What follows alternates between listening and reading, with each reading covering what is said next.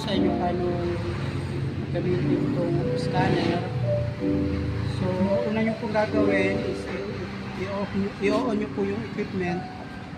So, yung pinaka-scanner nyo ma'am, ito po yung button na pang-on. So, on. Bali ito ma'am ay kinonek ko na sa tablet. So, kailangan naka-on na po yung Bluetooth nito. So make sure lang ma'am na naka-on ang Bluetooth nito pero connected na ito ma'am. So next step po ma'am, ito pong flashing naman po dito. Ito po yung button na kada step nyo, pe-press nyo ma'am.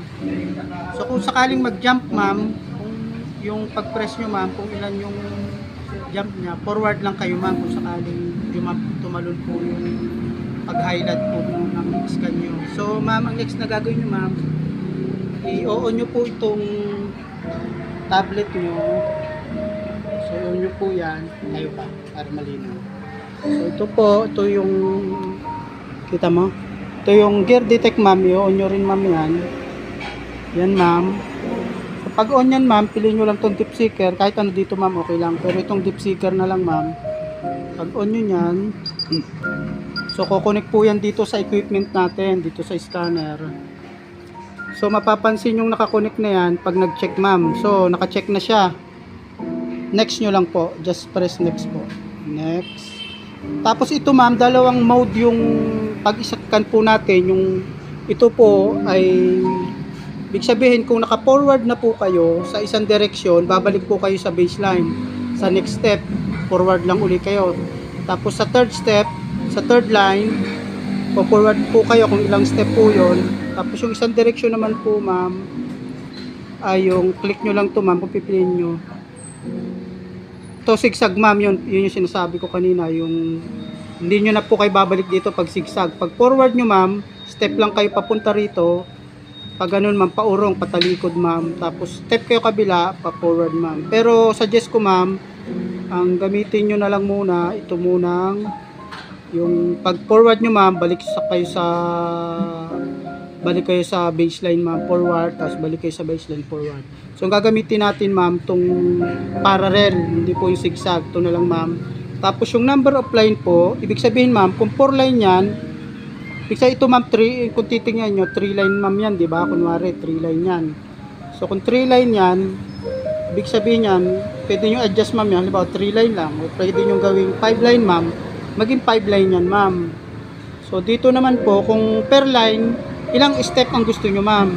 So dapat ma'am, sa per line, kung sukat nyo yung scan ninyo, sa halimbawa 10 step, ibig sabihin 10 feet yun per line. So kasi ang isang step ma'am dapat 1 feet ma'am. So kung sa 5 step ma'am yan, ibig sabihin 5 line yan. 5 line po, per line po ay may 5 step. Adjust po natin yan. So 5 step po per line. Ibig sabihin total of 25 step po yan.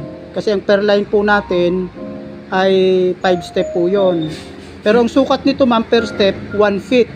Ang spacing ma'am 1 feet or 32 cm. Ang forward 32 cm yung kada space ma'am. Pwede nyo i-try ma'am sa tiles na 30 cm by 30 cm pag mix scan kayo kung magpa-practice po kayo. So okay po natin. So 5 line.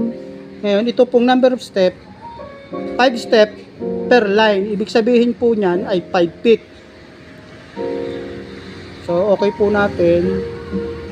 Ngayon kukonek po yung equipment natin, yung scanner. Yan, connected na po siya, connected to the device. So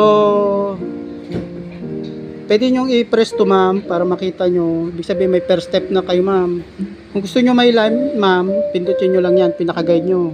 So ibig sabihin yan, ilang line po yan? 1, 2, 3, 4. 4 line po yan ma'am.